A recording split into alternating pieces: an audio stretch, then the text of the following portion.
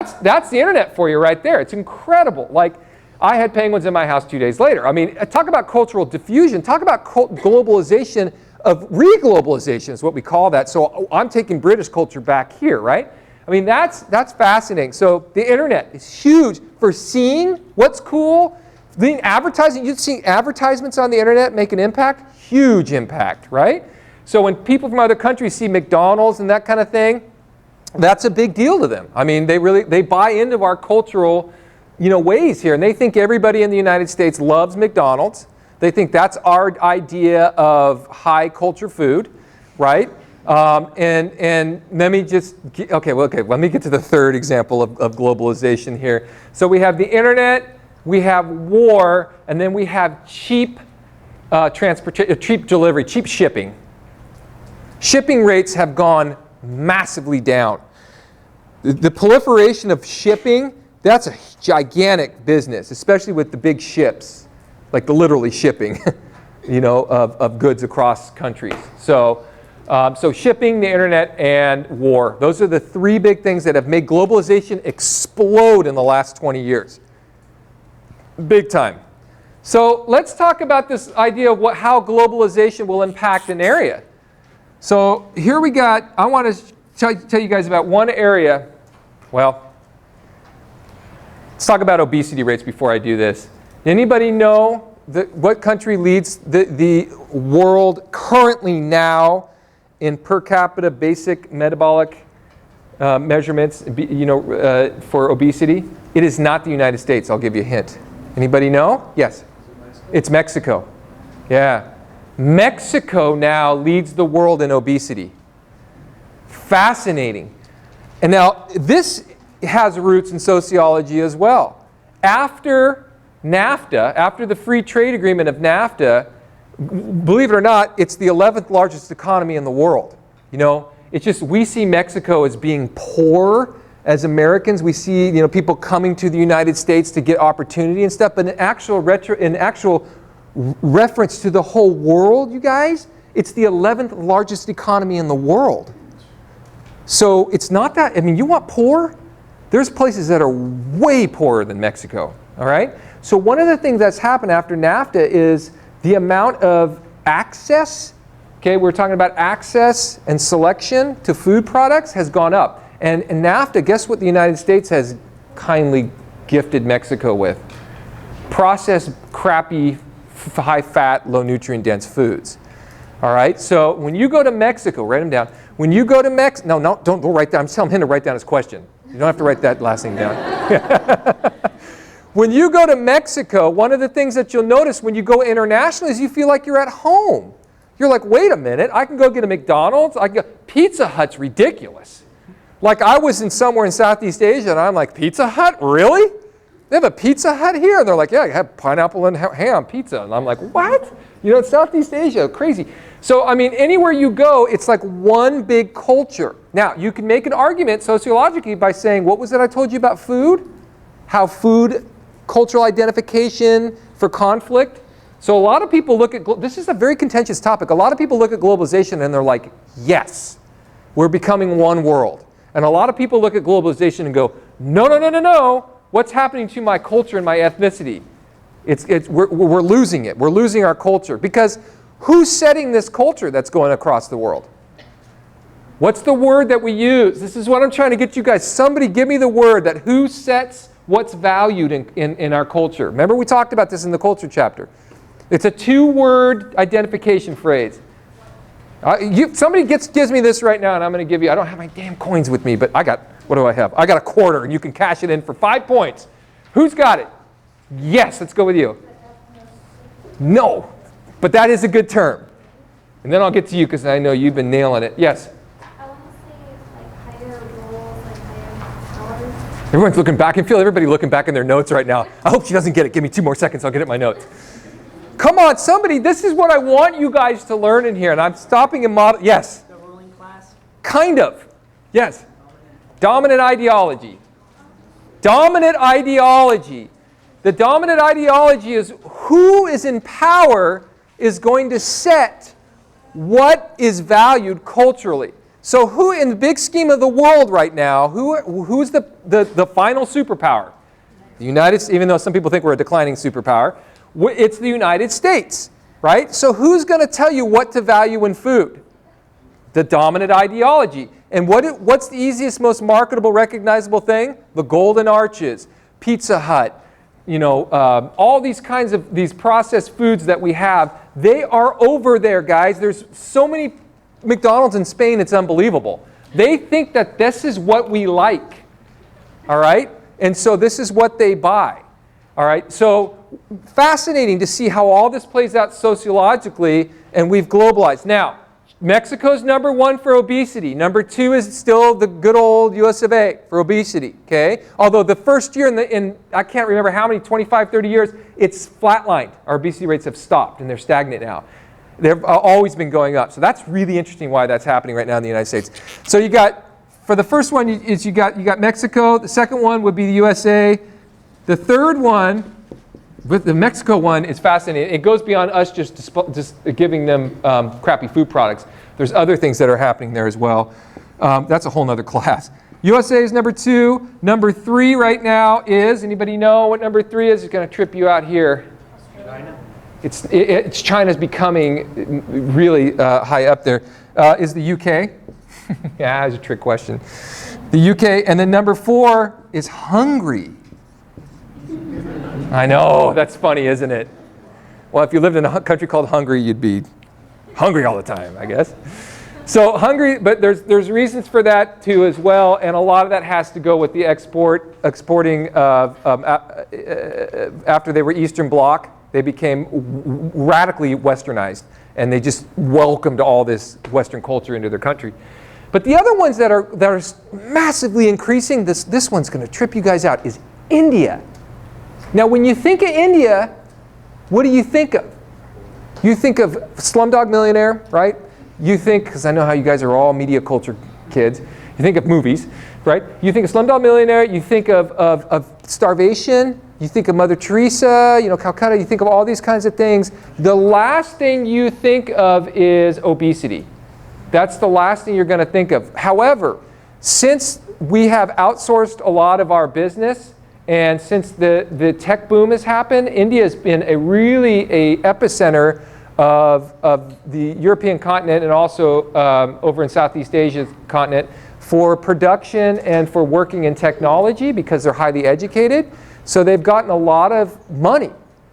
So the affluent people, okay, are starting to value, and this is happening in China as well, value fast food, American processed food over their normal ethnic food because it means that they have the means to buy this stuff.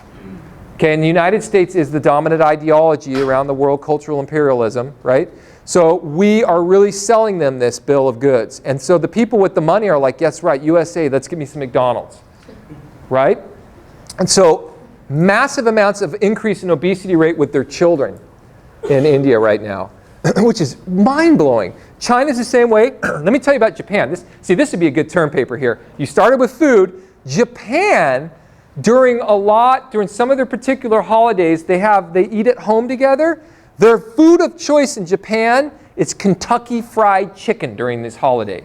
And there will be a massive run on KFC shops in Japan, certain areas in Japan, and everyone's reserving. They will reserve. They'll call in their KFC order weeks in advance and say, hey man, I need 2 24 chicken wing pieces with extra biscuit and gravy. I got the cousins over, so we're going to need some, extra special whatever, right?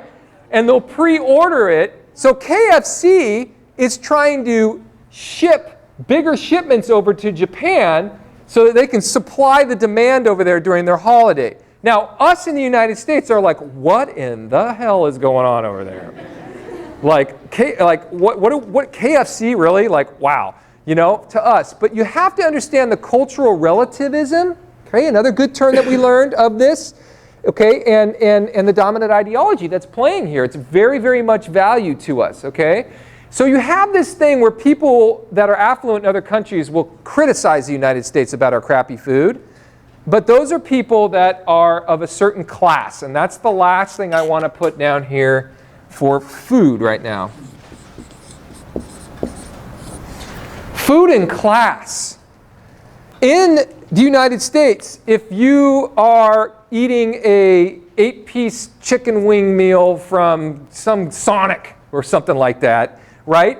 Is that classy? No, it's just not. Let's be honest. I mean, you could make an argument right now if you wanted to make an argument, but it's not.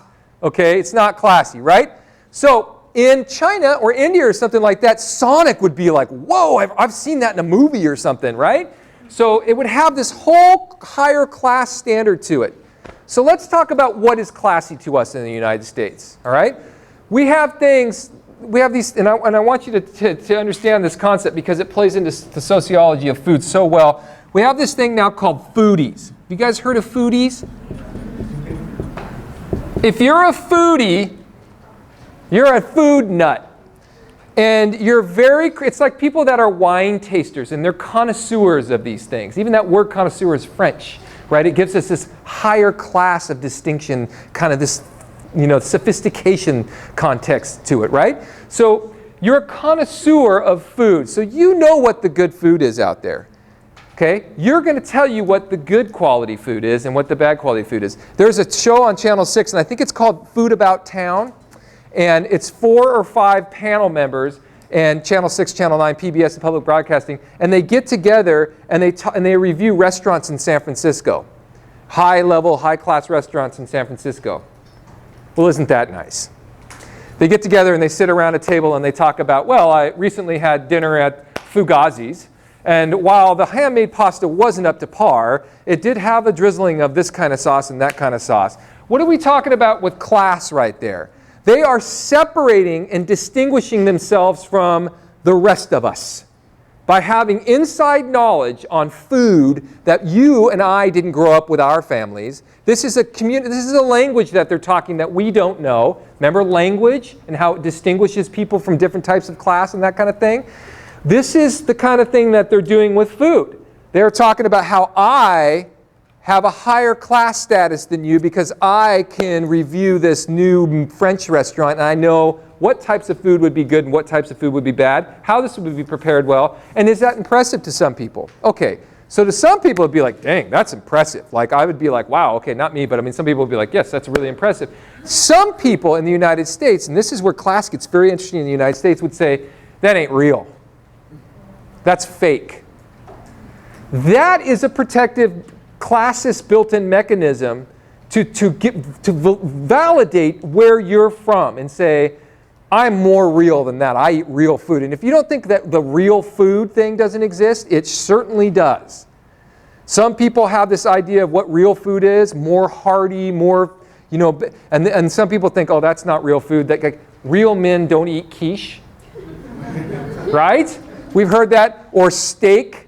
John Wayne, he's classic for this one. He would say, a real cowboy, there's that word real again, a real cowboy would eat steak and potatoes and has a beer for dinner. That's a real cowboy's meal. And in fact, John Wayne did enjoy steak and potatoes and a real beer like most of the time during his life, and he was really real to his word, but he also died of real colon cancer.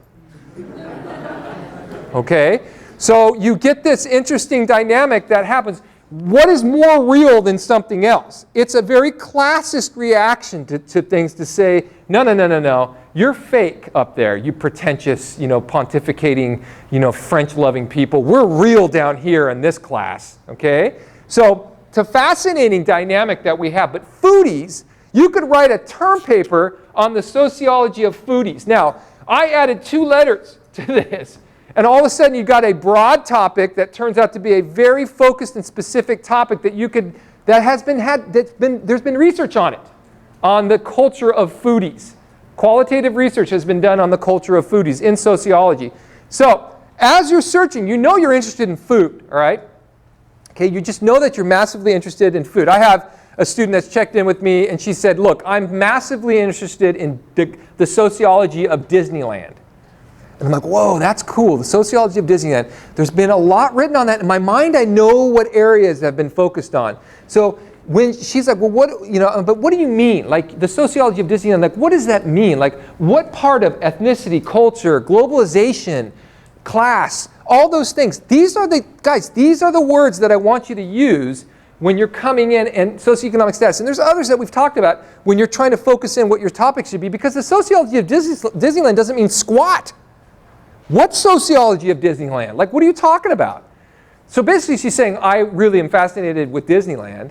So I said, what part of Disneyland are you fascinated with? And she said, well, I'm fascinated with the movies, the children's movies, and how they're framed and all that. Okay, so now I'm having to walk her through this, So what part of the children's movies are fascinating you? And she's like, well, the princesses, how they're all different ethnicities and how they all act a different way, and there's a certain male-female relationship thing going on there. And I'm like, okay, stop. You got it. Right there. And I'll tell you right now that there's been massive amounts of research written on the gender roles of the princess characters in Disney movies. Tons of sociological research on that. They love that stuff. Like, there's feminists that talk about how it's objectifying women, and then there's people that's talking about how there's a healthy role modeling things happening. There's all kinds of things that are happening with Disney movies, and it's particularly the princesses. And I'm like, is that okay with you? And she's like, that's great. And I'm like, that's a great topic. That's what I'm here for. But I want you to do that before you come in. Don't not come in because you haven't done that, but I'm not going to be like, you just can't come in and go, yeah, spaceships. I'll be like, get the hell out. Like, come on. Like, put more effort into it than that, right? So, like, the sociology of NASA, political sociology of that, or space exploration. But now we can start honing it down. Then you start talking about who does it appeal to, culture, ethnicity, globalization, all this kind of stuff. Wonderful things.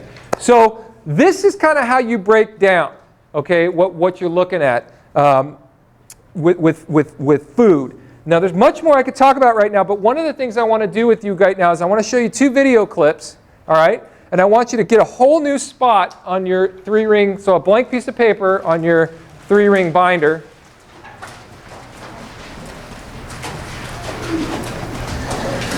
I'm going to show you 2 videos, and I want you to now, basically how I've broken this down right now, I want you to put on your sociology hat, and I want you to try to just kind of take this in from a sociological perspective and see what you think of this.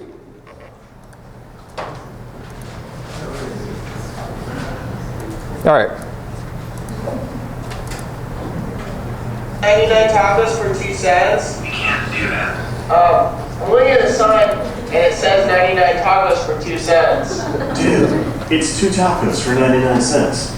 It's even less. Pick up 2 of Jack's classic tacos. They're totally tasty and at 99 cents, totally affordable. You aren't really going to eat 99 tacos, were you? No. Yeah.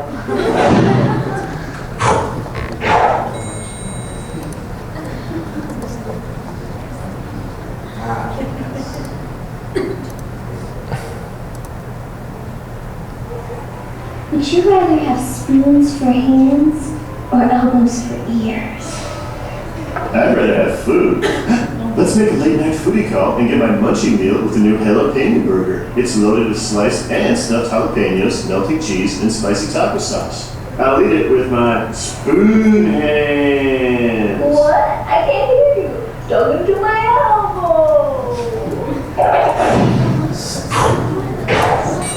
elbow. Okay. So how's that for, now, class-wise, how would you rank the production and subject matter of that? Would that be, remember I gave you 2 different, it's definitely lowbrow. Thank you, whoever got that one. That is definitely lowbrow, right? That's appealing to a certain kind of person. Now, here's the thing. I'm not going to talk about any of that sociologically. What I want you to do is to spend 5 minutes, and I want you to write down on a piece of paper, analyze all the social components of that video using the terms and the theories maybe that you've read or maybe we've talked about in class. And I want you to do that in 5 minutes, and then I'm going to be handing out some points for those that can contribute really well for doing that, okay? So, and even if you, now here's the thing, even if you don't get called on and get the points, this is a massive step for literally figuring out how to analyze something for your essays, okay? Use the terms. You go back in your notes, talk to somebody, get into groups, do what you want to do. 5 minutes on your own, and then you can share that with the class, okay? So take 5 minutes and analyze that sociologically with all the terms that we've had in the chapters that we've had so far. It's now 1:42. I will give you guys to 1:47 or thereabouts to do that. There's a ton in that, by the way, a ton. So